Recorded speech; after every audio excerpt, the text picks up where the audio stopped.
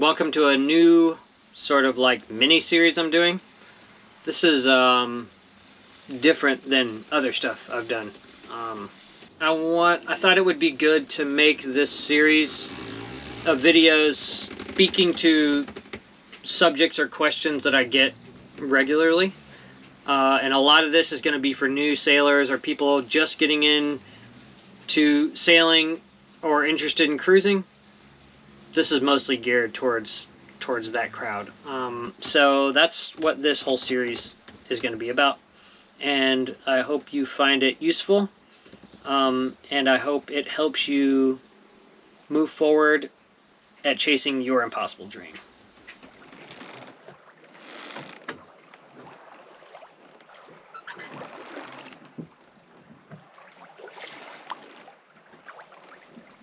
Hello friends, welcome to episode 3 of the mini-series. This episode is about planning your route around the world, or even in a cruising ground of your choosing. Now, this isn't going to be a really sort of like deep dive into route planning and all that stuff. I'm basically just going to give you the elements so that you can take this basic information and then pursue the knowledge further to whatever extent you want to pursue it to. I'm sure that there are dozens of videos on YouTube explaining route planning and explaining, all the details of reading like grid files on weather. This isn't that detailed. This is just basically, this whole series is like me trying to answer basic questions so that you can go further afield and have a deeper dive elsewhere in books, on websites, or in other YouTube videos. Okay, so the first thing that you want to know about, and which is like a Bible for cruising boats, is Jimmy Cornell's World Cruising Routes. Now, I had this book long before I had a boat because I would pore over it and dream about all the places. It is very sort of like scientific the way it's laid out, but basically it has like, routes lined out. Basically it has routes laid out with like the distances, and it shows you different common points and ports, port to port, and for every ocean and continent in the world. It is extensive, and you can sit with this and print outs of a map on your kitchen table and make plans until you're blue in the face. This is just, it's an incredible, it shows you like the ocean currents. And one of the most important things that this book does is it tells you which oceans you can sail in at what times of year. Since the seasons switch and hurricane season in the northern hemisphere is different time of the year than cyclone season in the southern hemisphere, it gives you all of that info and helps you sort of plan out, okay, if I'm here by the end of this season and then I can make passage here, then that's a safe thing. So this is the first book you want to get. The companion to that book is the World Voyage Planner. And this is Jimmy and Ivan Cornell. So it's Jimmy Cornell and his son Ivan. They put these books together. And this one is cool. It's like, it goes into more detail, like the cruising routes. There's a ton of information in it, but it's pretty academic. It's just like, these are the different distances. These are the different distances. These are the times of year that you can sail. And that's kind of all that they could fit in that book for the entire world. Where this one gives you different route sort of options to play with. And it's kind of laid out like the tube map in London. And it goes into great detail. Like this one says, voyages to South America and Antarctica. And it tells you different options of land, different ports you could visit. They have one for like doing a Pacific loop. Different ideas about how you could do a loop. Yeah, so this is Circular Voyages U.S. East Coast. And it lays out all these, realistic possibilities in regards to the winds and the currents and the time of year you'd be sailing. So, if I was you, I would just buy both of these books at the same time, because you end up using them one to another. So this one you'll be like pulling the actual hard numbers from as far as distances go, and then this one is going to give you more detail as to what to expect, things to see, places, you know, ports. Like, yeah, they really go hand in hand. And then when it comes to ocean sailing, there is this thing called pilot charts. Now, you can get pilot charts online for free. I know that, I think the U.S., maybe it's NOAA that produces them. I'm not sure. It might be the U.S. government also produces them. And there might be other countries that do as well.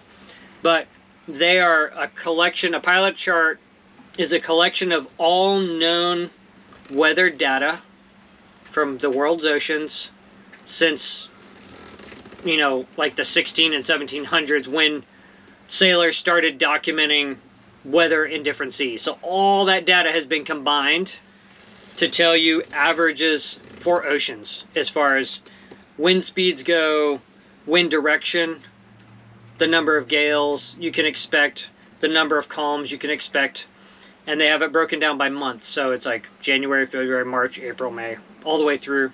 And they have these things called wind roses. Now I have the big fancy Jimmy Cornell version. This is a pretty expensive book.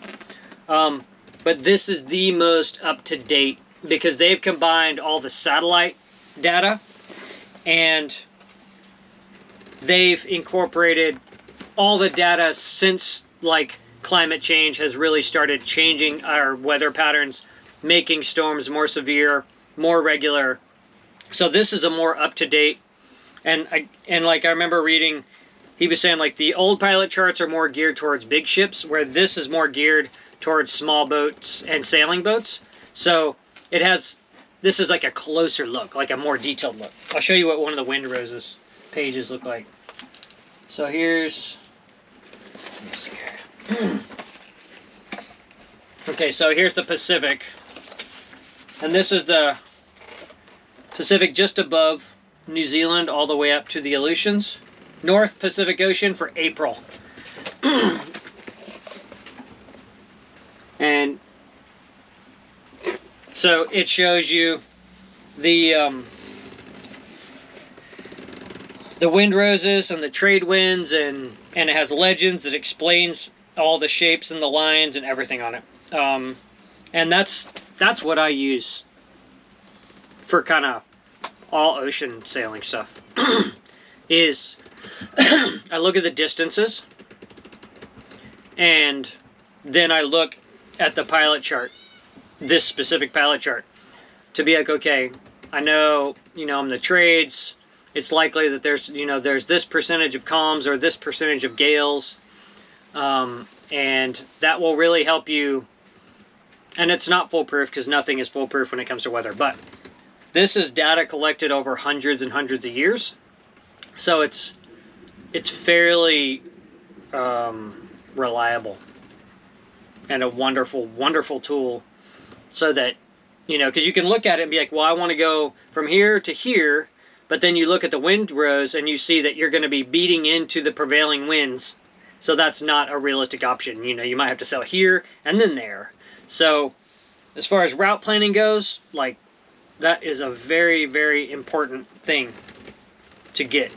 And again, if you don't want to spend money on this expensive version, you can get the free versions. They're just not as detailed and don't have quite as up-to-date and finite information as this one. And I've cross-referenced the free version with this one, and this one has quite a bit. Tells quite a bit of a different story, and this one has proved to be realistic or accurate in my experience sailing the oceans, where the sort of more abstract free ones aren't as detailed.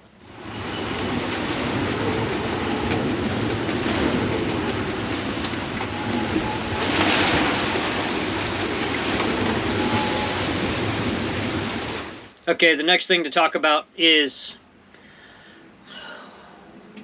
reading the weather, knowing the weather, and planning your sail. I use Iridium Go and Predict Wind. You download grid files. I download it on my phone or on my iPad using my Iridium Go satellite system, and I pay a monthly fee for that. It's also what is supplied from my tracker. I have a satellite tracker where I upload blogs and stuff and people follow along. All of that's part of the Iridium Go, which turns your sat phone, iPhone, and your laptop into like a satellite device. So I download the weather when I'm at sea probably 2 or 3 times a day, depending on if there's a system that I'm watching. Now, downloading the weather is looking for fronts or pressure systems. Those downloads don't tell you anything about squalls. Squalls are just a realistic part of ocean sailing, and they're usually in the Pacific. They're usually 20 to 25 knots of wind. Sometimes they'll be 30 to 35 knots, but I always say they're like ghosts. They're like born of the sea and then they just vanish into the sea. There's like almost a conveyor belt of these squalls being made, and they just come across. You reef down, you ride it out, and then you get back to your regular program. But with the downloading the weather, you know, you're watching for bigger, proper systems. And if you're sailing in the correct, you sail outside of cyclone season in the southern hemisphere or outside of hurricane season in the northern hemisphere, then you're not going to have any major storms to worry about. Like Lynn and Larry Pardee circumnavigated twice, and they said they never saw a serious storm because they only sailed in the correct oceans at the correct time of year. And that's all an easy thing to know. We have all that information at our disposal. So if you keep yourself out of being at the wrong place at the wrong time, then you're never going to see a very scary storm. I think the biggest, definitely the heaviest weather I've seen since leaving LA was the sail to New Zealand from Fiji. And that's because you're going out of the trade winds and into the variables and moving closer and closer to the Southern Ocean. And the winds just kind of come from all directions. And very big low pressure systems build up. And then it's like you'll have bad weather for like 2 or 3 days. I think the highest winds I saw was over 40 knots. But not for an extended period of time. You know, it was like a really heavy front, lasted maybe an hour or more at those wind speeds, and then slowly dropped down to 30 knots and then down to 20 or whatever. So squalls are totally manageable, and they're just, you're gonna experience hundreds of them over if you sail across an ocean as big as the Pacific. And bigger storms you won't have to deal with unless you decide to sail in the wrong ocean at the wrong time of year. Now on Predict Wind, you can set up weather routing. So when you download your grid and it gives you the most up-to-date weather, you can ask them to give you the weather route. And they give you a suggestion based on every model's prediction. And I will say that I think there's 4 different weather models on Predict Wind. The ECMWF is the only one I've ever found to be close to accurate, ever. The GFS is the most absurd weather model I've ever seen. It never corresponds with reality, ever. I don't even download it anymore because it's ridiculous. The other two, like PCW, and I can't remember the other one, PWE or something, they're pretty good, and you can kind of look at those. You know, you kind of look at the different models to see kind of where they intersect to try to have a better idea. But I've found the ECMWF is the most reliable. And every sailor I've talked to says the same thing. They're like, that's the only one I've found that's like close to reality. Also good to know that you can't trust, even if you download weather for 5 days or 12 days, you can only trust it within 3 days. So within 3 days, it should be pretty accurate. But on my sail here from Fiji, I got hit. I ran into a system that was like pretty heavy weather, not dangerous or anything, but non-stop high winds and big seas, I think for 2 or 3 days. It was 100 miles wide, and it wasn't on any of the systems. All the weather downloads said I should be becalmed, but here I was, 100-mile wide storm. You can see it on my tracker. I hit this wall and like had to change course because of the wind angle. It was impossible for me to sail on my course. So just know that that's part of it. But a lot of that just happens when you get out of the trade winds. You stay in the trade winds and you sail outside of, you know, in the correct season, you're going to have just like, you'll get spoiled.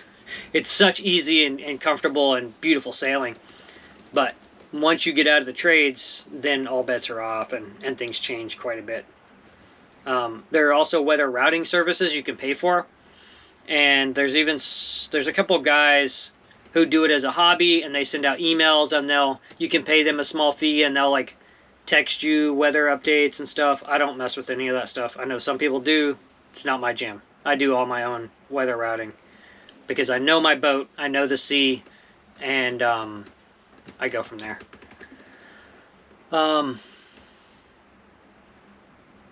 Other people have SSB radios. Very uncommon nowadays, but some people have that, and I guess you can get on there and get weather routing through people who still use that as like a hobby. But I don't have it. I would never have anything like that on my boat. So for most of us, that's not a concern. But Iridium Go, Predict Wind, that's the most reliable way to download weather and get it. And I'm not sponsored by them. I'm not an affiliate. I don't have anything to do with them. Their service has really helped me a lot, and I pay full price for it, and I love it. As far as like storm tactics and stuff, there's a book called Storm Tactics. There's tons of different books written about ways to handle a boat sailing in storms. And if you can afford to, you could get one of the passages with John Kretschmer. He actually takes people out intentionally in heavy weather in the Atlantic Ocean. So you can pay for a berth on one of his like storm passages to where they see a front coming and they head out into it so that you can get real world storm sailing experience with like one of the most skilled sea captains alive on the planet. It comes at a price, that sort of education and expertise. So, but if that's something, if you feel like your fear of the unknown in regards to sailing in storms is at a high level and it might be preventing you from like doing any ocean sailing on your boat, that might be a good thing to do, is just like sign on with John for one of his storm passages. And I think they just kind of sail off from one place to another, even offshore into a storm and back to gain. He walks people through how to handle the boat, what it's like, and then you have this real world experience. Pretty amazing that he offers that. So that's an option too, an easy way to gain experience while also being safe and on a boat that is like well prepared for it. The last little thing to talk about in regards to storms outside of ocean sailing, you're going to be, and actually a lot scarier than sailing in squalls and heavy weather, is anchoring in storms, because there's a lot more risk. Because if you do it wrong, you can easily lose your boat, end up on the rocks, maybe even lose your life. So that's almost like more important to know about because there's tons of like mean storms. Especially, I've been here in New Zealand for 5 months, and I have ridden out 2 cyclones, and this is supposed to be where people run from cyclones. We had 2 cyclones hit, and I think 4 proper tropical storms, and then a couple of other just really mean storms with like over 25 to 30 knots of wind for several days and tons of rain. So the most important thing to know is to download the weather, look at what it's doing, you know, and put yourself in a safe anchorage without a lee shore, so that if you did start dragging, And even if you paid out scope and you kept on dragging, you want to drag out into open water and not onto the rocks. Also, being able to tuck in as close as you can to shore, and pay out, at least 7 scope or more, depending on the size of the storm. That way, you're going to have enough protection that hopefully you won't drag and everything will be fine. I have a Mantis, 45-pound Mantis, and I have 300 feet of chain and 200 feet of rope rode, and my Mantis is just unbelievable as far as anchors go. But it doesn't matter if you have the best, most sophisticated anchor in the world. If there's not great holding where you're anchoring, you could drag. So that's just something to know about, when you start looking for someplace to hide for a storm. I've gotten very good at that. The only storm I rode out in a marina was Cyclone Gabriel, and I got a slip for that because I saw it a week in advance because I was watching the weather, and I had a bad feeling about it, and I reserved a slip, and luckily, because all the slips sold out and there were a ton of boats that were stuck, all holed up in the same anchorages, which is really scary. If there's 30 boats in a small anchorage in a cyclone, that's not where I want to be. So that's something to keep in mind. Even once you're at land and you're cruising, you still need to always have an eye on the weather and see what's coming, see what's building, so that you can prepare yourself. Especially if it gets really still and beautiful and there's no wind, that usually means the calm before the storm. If you haven't been watching the weather, you better download and see what's coming and see what direction that wind's coming from, and position yourself and your boat in a safe spot.